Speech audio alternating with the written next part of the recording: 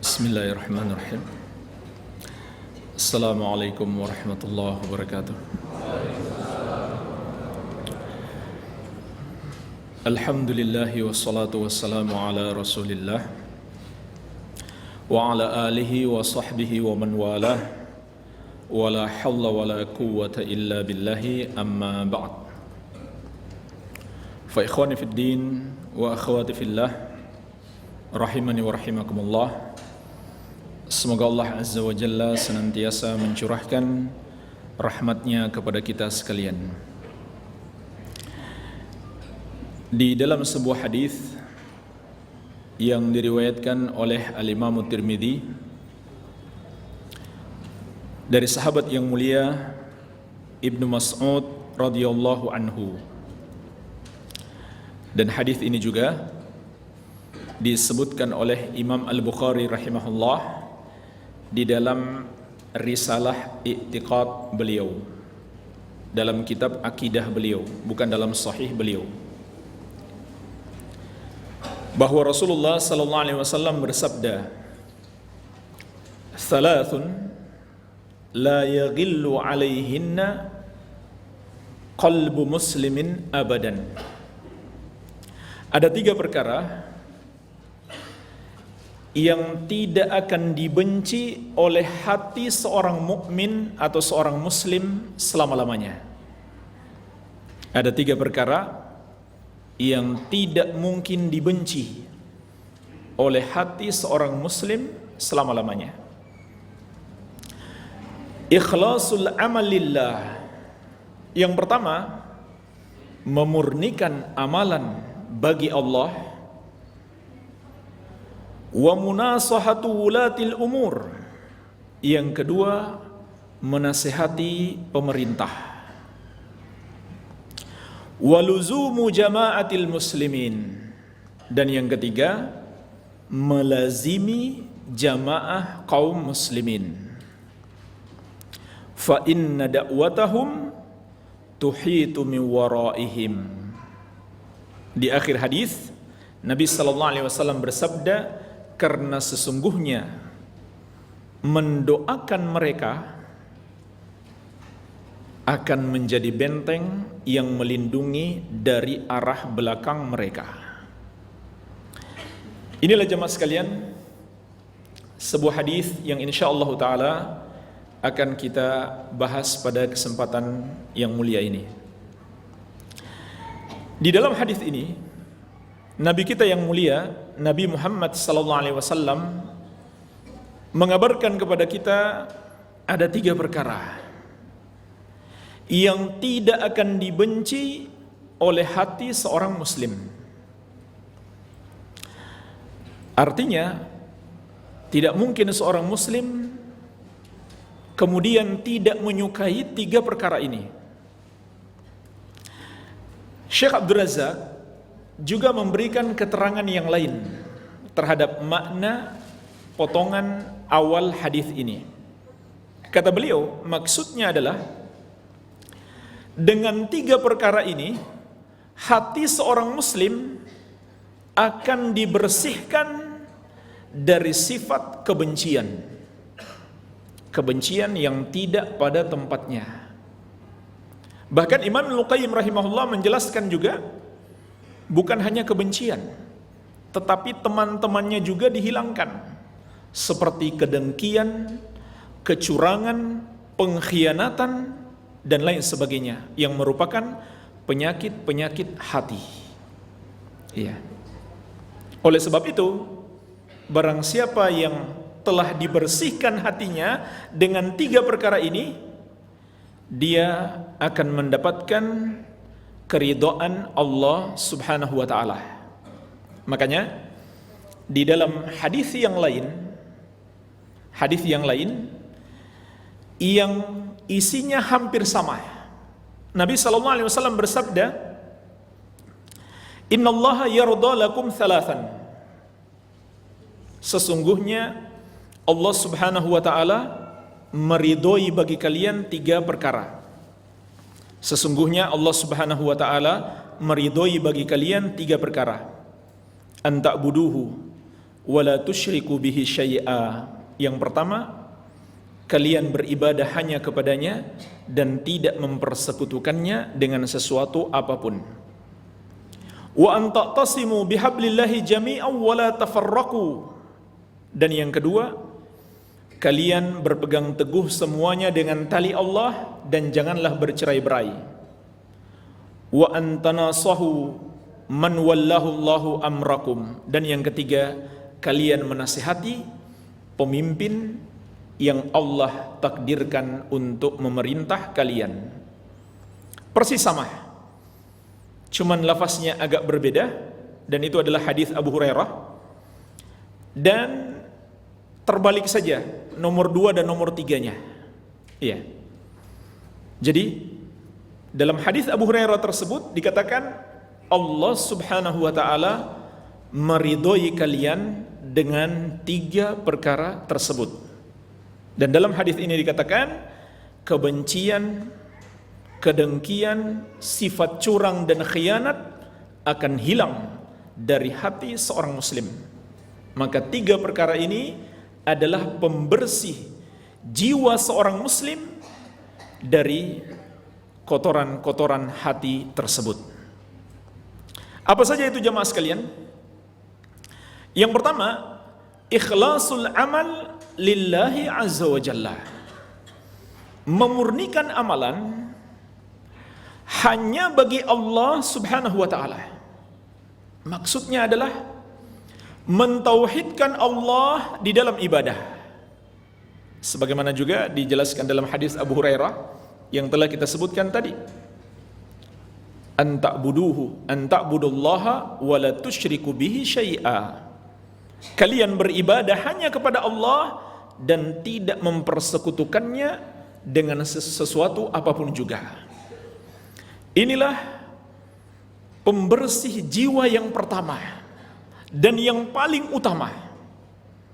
Membersihkan jiwa dari kotoran hati yang paling parah, yaitu dosa, kesyirikan dan kekufuran. Ya.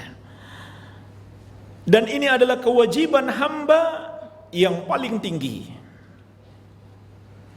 Bahkan karena itulah kita diciptakan, sebagaimana di dalam ayat yang insyaallah kita sudah hafal semuanya, surat Az-Zariyat ayat ke-56, Allah tabaraka wa ta'ala menyatakan, wa ma khalaqatul jinna wal insa illa liya'budun. Dan tidaklah aku menciptakan jin dan manusia kecuali agar mereka beribadah kepadaku saja.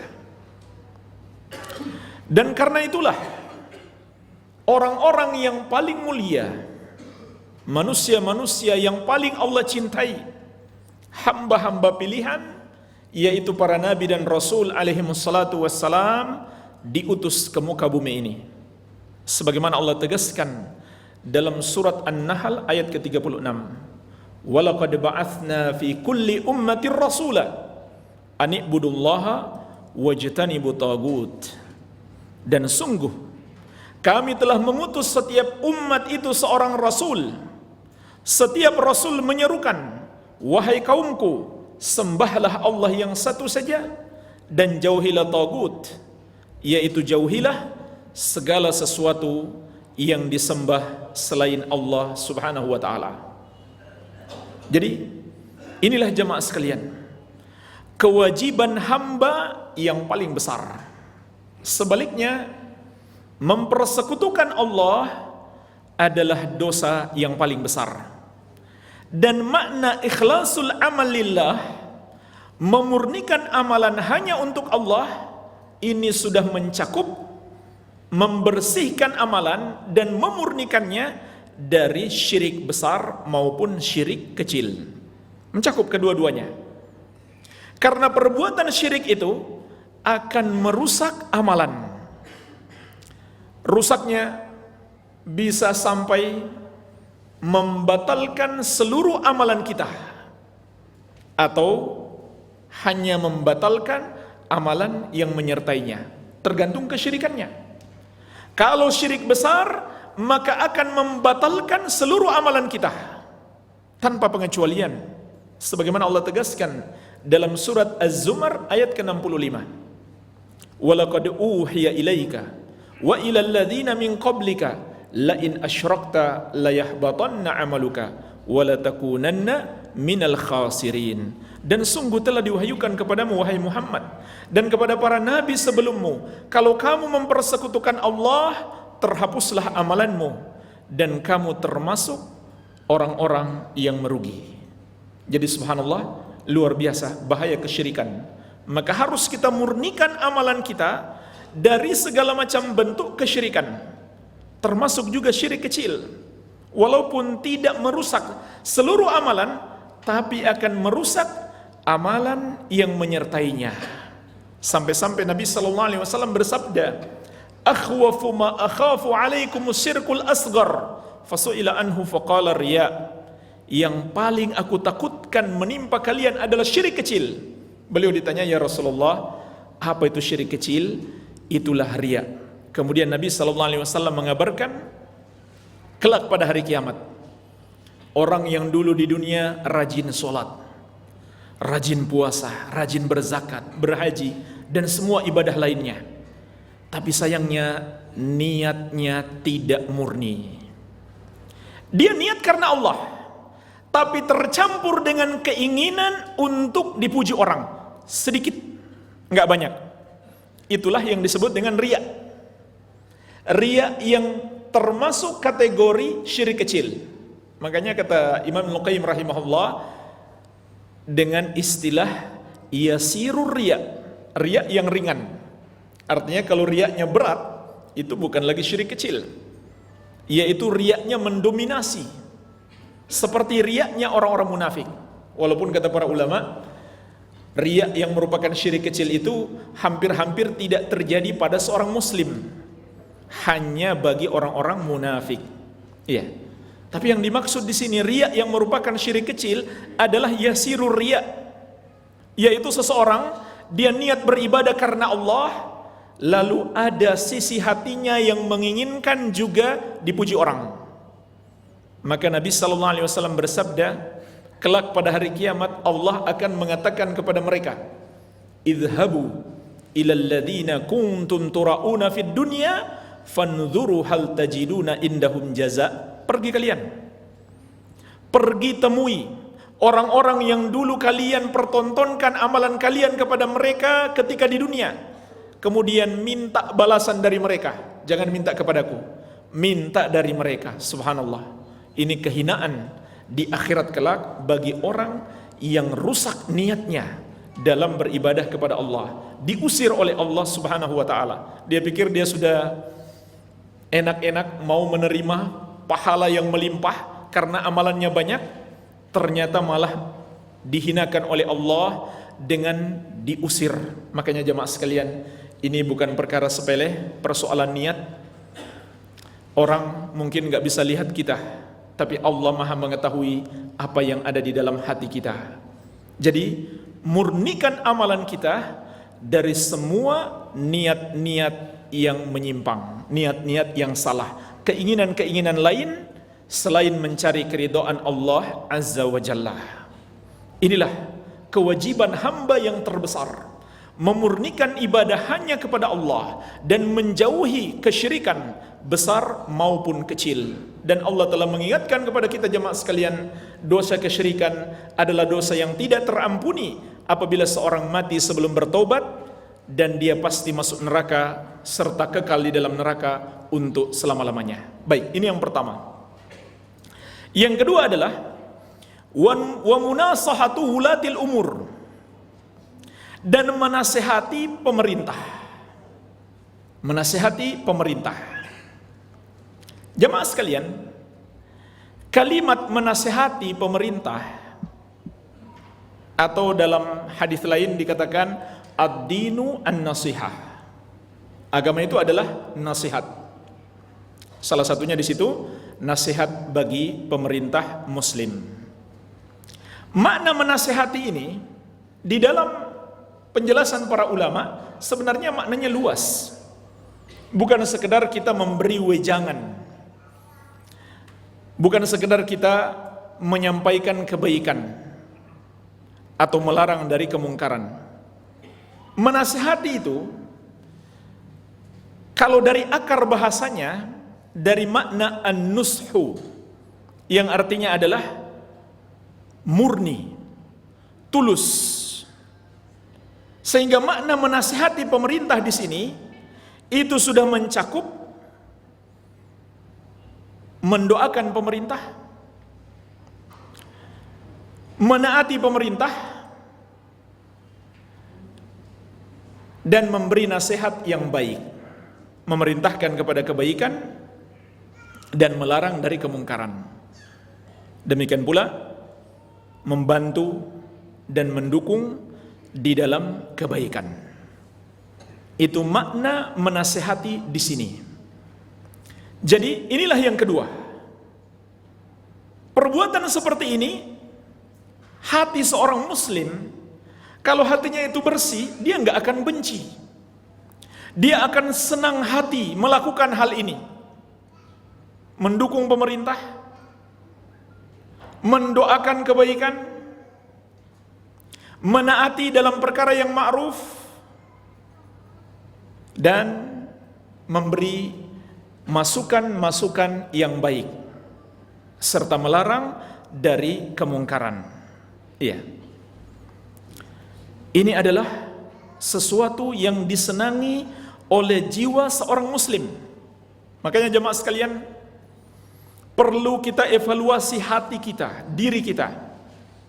Kalau ada dalam diri kita kebencian, kedengkian kepada pemerintah muslim, maka berarti ada masalah di dalam hati kita.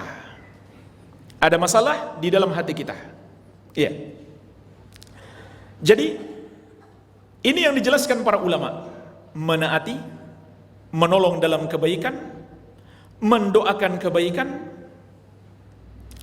dan memerintahkan kepada yang ma'ruf.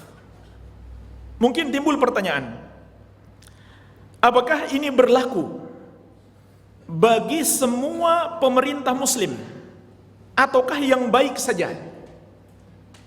Yang baik itu seperti apa? Dia memperhatikan hak rakyatnya, dia tidak berbuat zalim, dan dia berhukum dengan syariat Allah Azza wa Jalla. Ataukah berlaku untuk pemimpin yang buruk? Pemimpin buruk seperti apa? Contohnya, hak-hak rakyat tidak dia penuhi, atau hanya sebagian saja? Hukum syariat tidak dia jalankan, atau hanya sebagian saja? Dan berbagai macam kemungkaran yang dia lakukan. Apakah berlaku untuk kedua-duanya pemimpin tersebut, atau khusus yang baik saja? Jamaah sekalian, silahkan lihat penjelasan para ulama Ahlus Sunnah wal Jamaah. Hadis ini berlaku untuk semua jenis pemerintah muslim, yang baiknya maupun buruknya. Iya. Berikut saya bacakan salah satu penjelasan dari Syekh Abdul Razak bin Abdul Muhsin Al-Abbad, salah seorang ulama besar Ahlus Sunnah di abad ini. Insyaallah bulan depan ya akan datang ke Istiqlal. Beliau berkata dalam syarah beliau, "Wan nushu li ulil amri minal muslimin innama yakunu bis-sam'i wat ta'ah lahum fil mansyati wal makrah abraran kanu au fujjara." Berlaku tulus. Ya, tadi sudah kita jelaskan makna nasihat. Berbuat yang tulus kepada pemerintah muslim atau menasihati pemerintah muslim, maknanya adalah dengan mendengar dan taat, tunduk dan patuh kepada mereka dalam kondisi lapang maupun sempit. Maksudnya aturannya menyulitkan kita, mungkin bisnis kita jadi agak susah dengan adanya sebuah aturan yang baru, ataupun dalam kondisi lapang maupun sempit. abraran kanu aw fujjara. Apakah pemerintah-pemerintah muslim itu yang baik atau fujjar, orang-orang fajir, para pelaku dosa? Karena Nabi SAW enggak memberikan pengecualian. Nabi enggak mengatakan kamu taat yang baik saja, yang buruk kamu jangan taat. Walaupun taat yang dimaksud di sini wa innamat ta'afil ma'ruf, taat dalam kebaikan. Kalau disuruh berbuat baik, lakukan. Kalau dia memberi kebijakan yang baik, dukung. Kalau dia berbuat zalim, nasihati yang baik dan doakan supaya dia menjadi baik. Jemaah sekalian, Ahlus Sunnah tidak seperti golongan-golongan yang menyimpang. Kalau pemerintah memberi keuntungan kepada mereka, mereka dukung. Tapi kalau merugikan mereka, mereka enggak dukung. Bahkan mereka ingin merebut kekuasaan itu. Ini sifat golongan-golongan yang menyimpang. Kalau bisnisnya lancar, aktivitasnya nyaman-nyaman saja, mereka dukung. Kalau menyulitkan mereka, mereka tidak dukung. Kenapa jamaah sekalian? Karena kepentingan mereka adalah dunia. Sedangkan Ahlus Sunnah taat kepada pemerintah adalah ibadah. Bukan kepentingan dunia, tapi ibadah kepada Allah Azza wa Jalla. Terserah mereka mau bilang kalian jadi kaki tangan pemerintah, atau bahkan sangat kasar, anjing-anjingnya togut. Iya, subhanallah. Padahal itu adalah ibadah di dalam syariat yang mulia ini. Perhatikan firman Allah dalam surat An-Nisa ayat ke-59.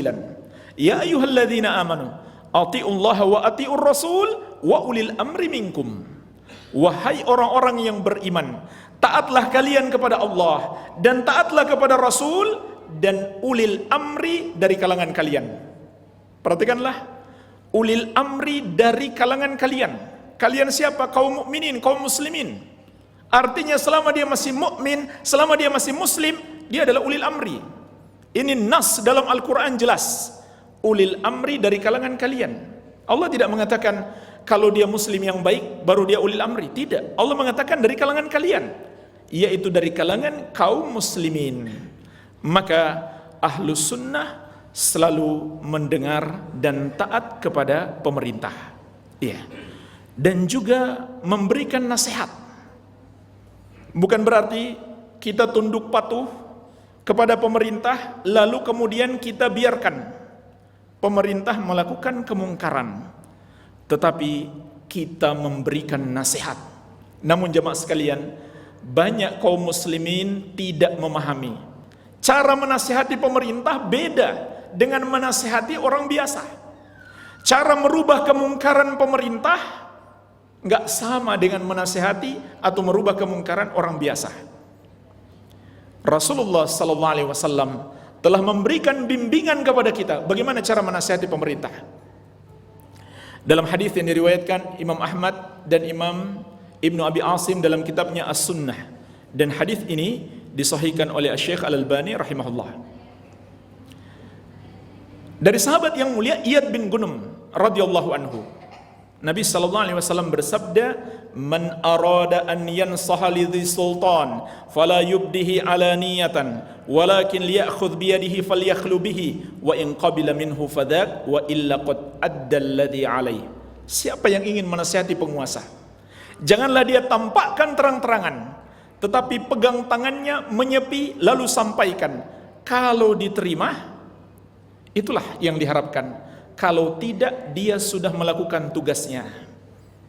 Apa kata Nabi SAW? Kalau tidak, sudah. Apakah kata Nabi, kalau dia tidak terima kita lengserkan dia? Tidak, jemaah sekalian. Ya, tugas kita hanyalah menyampaikan. Bagaimana kalau ternyata kita nggak punya akses untuk menyampaikan? Ya sudah, kalau begitu bukan tugas kita menyampaikan. Ya. Kita memberi nasihat, kita melakukan dakwah, kita melakukan ibadah namanya. Ibadah itu sesuai kemampuan. Kalau kita nggak mampu, nggak punya akses, nggak bisa ketemu, nggak bisa menyampaikan, berarti kita nggak wajib. Karena kita nggak mampu. Fattaqullaha mastata'tum. Allah menyatakan, bertakwalah kamu kepada Allah sekemampuan kamu. Jangan memaksakan diri dengan cara-cara yang tidak sesuai syariat. Tetapi bukan berarti sudah tertutup jalan. Masih ada jalan yang lain yang sebenarnya lebih penting daripada itu. Ketika kita menghadapi penguasa yang zalim, apa itu jamaah sekalian? Sabar, taubat, tawakal, dan berdoa. Kenapa? Karena bisa jadi Allah timpakan kepada kita penguasa yang zalim karena dosa-dosa kita. Dan dosa-dosa kita menyebabkan datangnya azab Allah, diantaranya dengan adanya pemimpin yang zalim. Dan jemaah sekalian, azab Allah nggak mungkin kita lawan dengan kekuatan kita. Ya, kita mau turun ke jalan, mau melengsarkan penguasa, padahal itu azab Allah. Nggak mungkin jemaah sekalian, mustahil bisa kita lawan dengan kekuatan kita. Makanya tidak ada jaminan sedikit pun, andai kita berhasil melengsarkan penguasa yang zalim, lalu berganti penguasa yang baik, bisa jadi lebih jelek lagi daripada sebelumnya. Seperti yang terjadi di berbagai negara hari ini. Contohnya di Libya, mereka berontak kepada penguasa, berhasil, tapi setelah mati ribuan orang. Dan setelah mereka berhasil, apakah menjadi lebih baik? Ternyata tidak, lebih parah daripada yang sebelumnya. Mereka antara satu dengan yang lainnya saling berperang. Jamaah sekalian, azab Allah nggak mungkin dilawan dengan kekuatan kita. Dilawan dengan apa? Taubat kepada Allah, tunduk berdoa kepadanya, menjalankan perintah-perintahnya, menjauhi larangannya, bersabar. Iya. Allah telah mengingatkan, kadzalika nuwalli ba'dadh dhalimina ba'dhan bima kanu yaksibun. Demikianlah kami jadikan pemimpin untuk orang-orang zalim tersebut, orang-orang zalim juga disebabkan dosa-dosa mereka. Jadi berkaca diri, ya. Kalau kita lihat pemimpin kita zalim, berkaca diri, ya. Walaupun kita mungkin sudah baik, tetapi bisa jadi masih banyak orang zalim selain kita, dan kita biarkan mereka. Kita tidak nasihati, kita tidak dakwahi mereka. Itu juga sama. Allah telah ingatkan, wattaqu fitnatan la tusibanna alladhina zalamu minkum khassah. Takutlah kamu kepada fitnah, yaitu azab yang tidak saja menimpa orang-orang zalim di antara kalian secara khusus. Maksudnya apa? Kalau kita biarkan orang-orang zalim, kita tidak melakukan amar ma'ruf nahi mungkar, apabila Allah timpakan azab, kita juga kena. Iya. Maka jemaah sekalian, ini yang kedua. Menasihati pemimpin muslim, bersikap tulus kepada mereka, taat, tunduk dan patuh dalam kebaikan, dan menasihati yang baik, mendoakan yang baik. Iya. Sekali lagi, evaluasi hati kita, lihat hati kita. Kalau ada kebencian, tidak pingin mendoakan pemerintah muslim yang zalim, ada masalah dalam hati kita, ada kerusakan, entah kita sadari, kita akui atau tidak. Kemudian yang ketiga, yang terakhir, waluzumu jama'atil muslimin, dan melazimi jamaah kaum muslimin. Apa maknanya melazimi? Maksudnya tetap bersama, jangan memisahkan diri. Lalu apa yang dimaksud dengan jamaah kaum muslimin? Syekh Saleh bin Abdul Aziz Al-Syekh, beliau adalah salah seorang ulama besar Ahlus Sunnah di masa ini, dan beliau kebetulan Menteri Agama Saudi Arabia saat ini. Di dalam kitabnya Aqidah Wasithiyah atau Aqidah Tahawiyah, ya, saya agak lupa, di antara dua kitab itu, Syarah Aqidah Wasithiyah atau Aqidah Tahawiyah. Kalau nggak salah Tahawiyah, nanti bisa dilihat. Beliau menjelaskan seluruh makna jamaah yang terdapat di dalam nas, dan kemudian maknanya dijelaskan para ulama salaf. Kita akan dapati banyak makna. Sahabat yang ini mengatakan jamaah itu adalah ini, sahabat yang lain mengatakan jamaah adalah itu. Tetapi kata beliau, kalau kita kumpulkan, ini kita beri kesimpulan saja karena waktunya singkat. Kalau kita kumpulkan seluruh makna jamaah dari penjelasan ulama salaf dan nas syar'i, kembali kepada dua makna.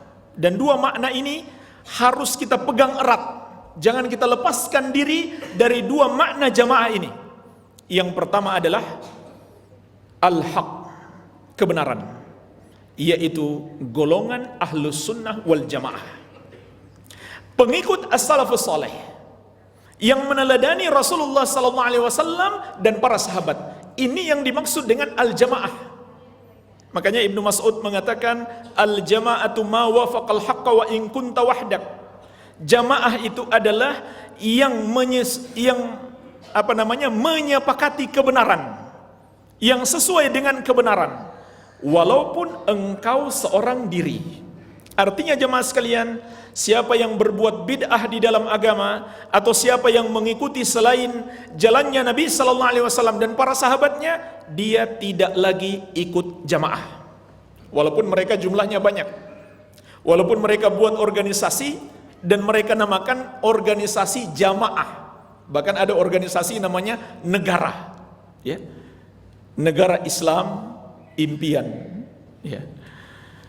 Walaupun mereka buat kartu anggota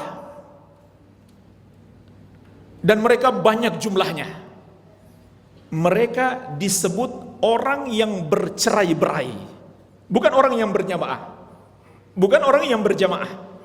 Ada orang seorang diri, satu saja, nggak banyak, mungkin dia tinggal di satu tempat, hanya dia di situ, seorang diri yang mengikuti manhaj ahlus sunnah wal jamaah. Dialah yang disebut melazimi jamaah kaum muslimin. Jadi jangan salah paham dengan arti jamaah.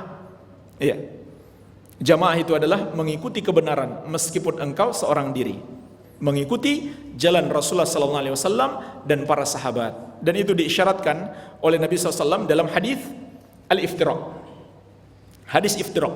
Nabi SAW bersabda, wasataftariqu ummati ala 73 firqah kulluha finnar illa wahidah. Umatku akan berpecah menjadi 73 golongan, semuanya di neraka kecuali satu, ma'ana alaihi wa ashabi, yang mengikuti aku dan para sahabatku. Dalam riwayat yang lain, satu golongan itu adalah al-jamaah. Jadi dua riwayat ini saling menafsirkan. Apa arti al-jamaah? Artinya adalah mengikuti Nabi SAW dan para sahabat. Ini yang dimaksud melazimi jamaah kaum muslimin. Makanya jemaah sekalian, orang-orang yang melakukan kebid'ahan, yang keluar dari manhajus salaf, mereka adalah orang-orang yang memiliki penyakit hati yang parah, entah mereka sadar atau tidak. Ya, ini makna jamaah yang pertama. Makna jamaah yang kedua adalah pemerintah kaum muslimin sampai akhir zaman.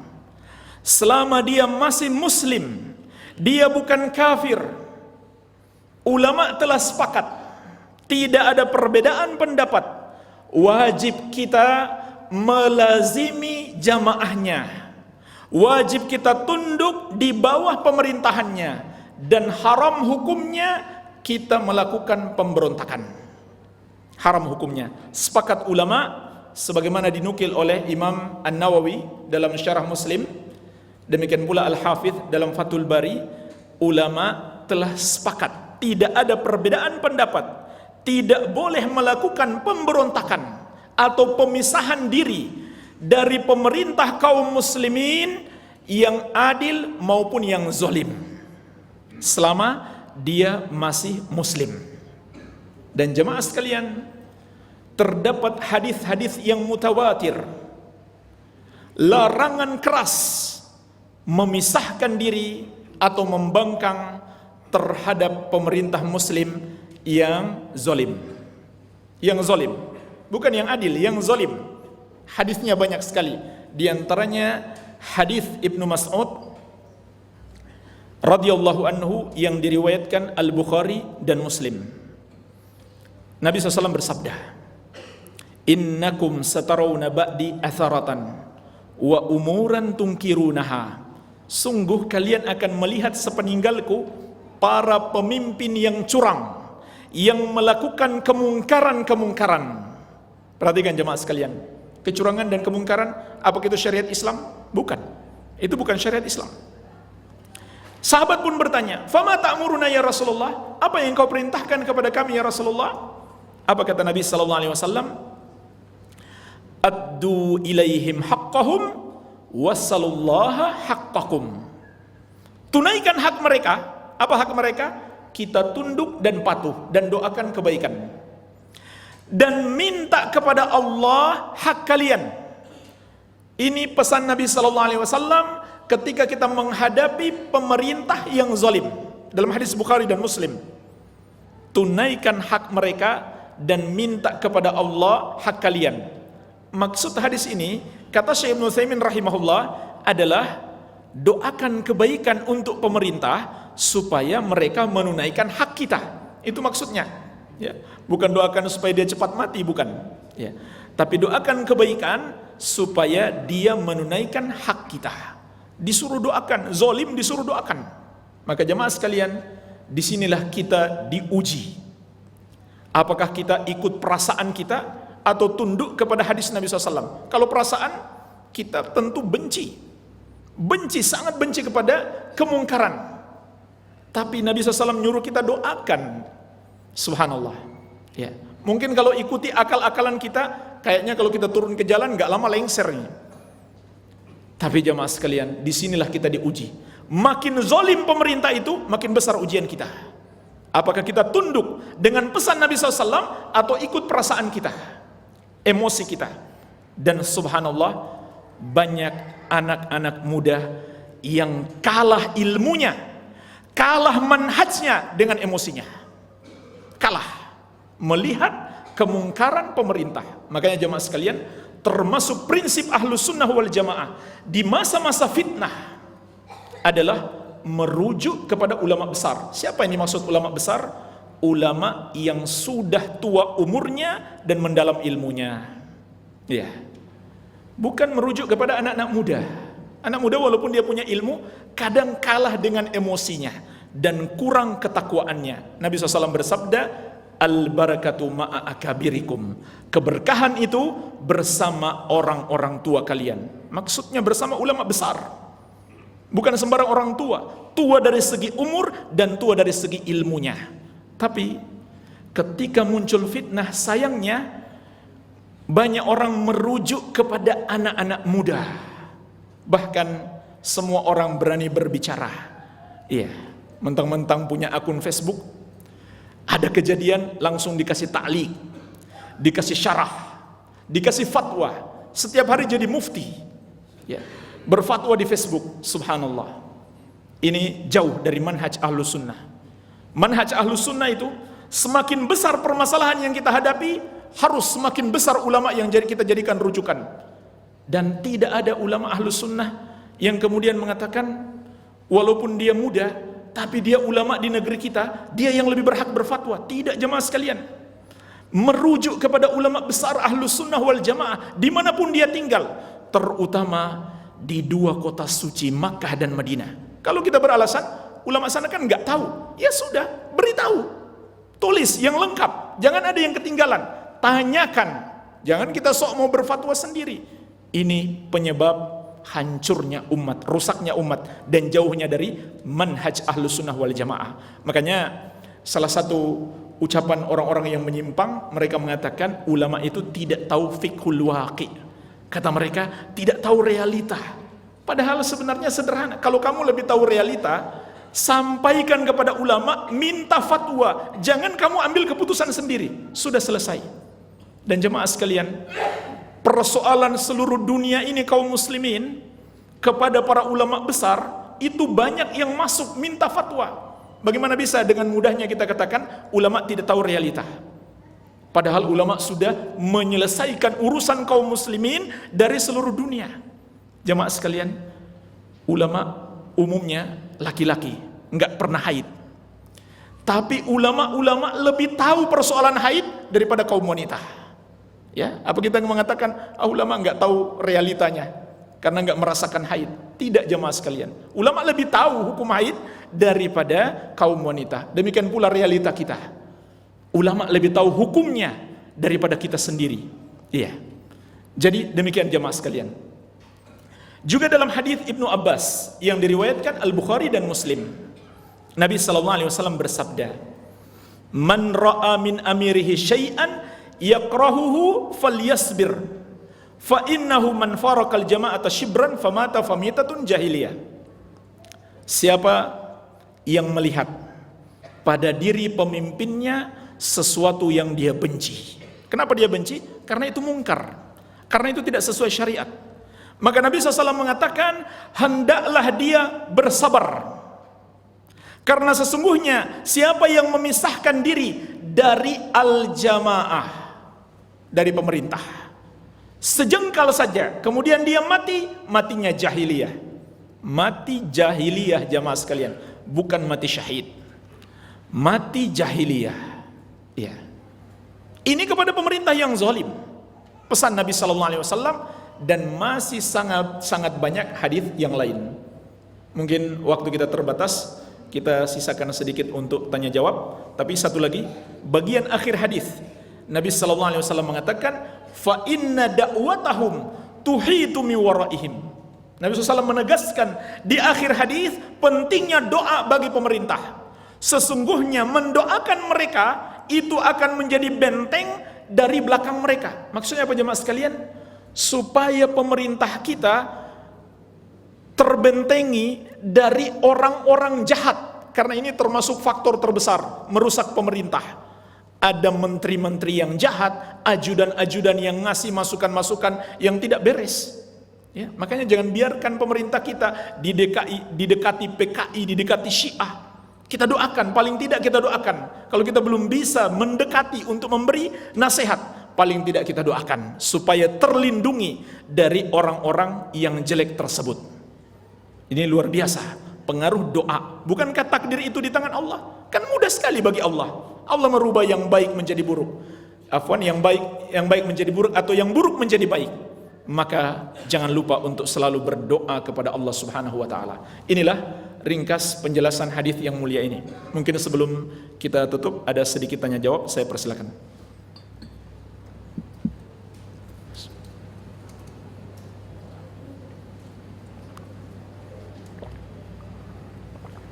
Silakan. Assalamualaikum warahmatullahi wabarakatuh. Bagaimana kita menyikapi kejadian fitnah-fitnah yang sekarang terjadi di Indonesia, seperti yang tadi Ustaz bahas tentang mempropagandakan orang ulama yang memfatwakan bahwa kita harus seperti ini. Baik. Tadi sudah kita jelaskan salah satu prinsip utamanya. Menyikapi persoalan-persoalan besar, fitnah yang terjadi di tengah-tengah umat, makin besar persoalan itu, maka kita makin butuh ulama yang mendalam ilmunya. Iya. Terutama persoalan-persoalan yang bisa berkait dengan keamanan orang banyak, bisa memunculkan rasa takut. Allah telah ingatkan kita, wa idza ja'ahum amru minal amni awil khaufi adza'u bih walau rudduhu ila rasul wa ila ulil amri minhum la'alimahu alladhina yastambitunahu minhum. Allah mencela di dalam ayat ini. Allah mengatakan, apabila datang kepada mereka berita tentang keamanan dan ketakutan. Kata Syekh As-Sa'di rahimahullah, maksudnya berita berkait dengan persoalan orang banyak, kemaslahatan atau kemudaratan orang banyak. Apabila datang kepada mereka berita itu, mereka langsung sebarkan. Ini salah besar, Allah cela dalam ayat ini. Tapi subhanallah, luar biasa pengaruh medsos sekarang. Iya. Datang berita langsung disebar, padahal belum tentu benar. Yang benar pun Allah sekarang bicara yang benar, berita yang benar. Seharusnya berita benar itu mereka kembalikan kepada Rasul dan ulil amri di kalangan mereka. Maka orang yang menginginkan kebenaran, dia akan mendapatkan dari Rasul dan ulil amri tersebut. Para ulama ahlus sunnah wal jamaah, diantaranya Syekh Abdul Razak Al-Badar, menjelaskan ulil amri yang dimaksudkan dalam ayat ini adalah para ulama besar. Makanya ada kaidah ahlus sunnah, ketika masa fitnah hendaklah kita meminta fatwa dan merujuk kepada ulama-ulama besar, dan juga sesuai dengan hadis Nabi sallallahu alaihi wasallam, al barakatu ma'akabirikum, keberkahan itu bersama orang-orang tua kalian. Tapi jamaah sekalian, mungkin orang masih bingung, siapa ulama besar? Pertama, siapa ulama dulu? Ulama itu adalah yang mendalami ilmu Al-Quran dan Sunnah sesuai pemahaman salaf.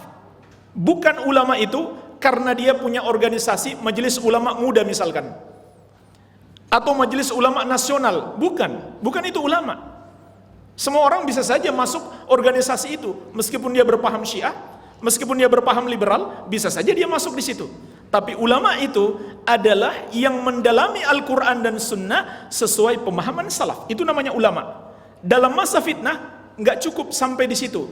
Harus dia yang betul-betul mendalam ilmunya dan umurnya sudah tua.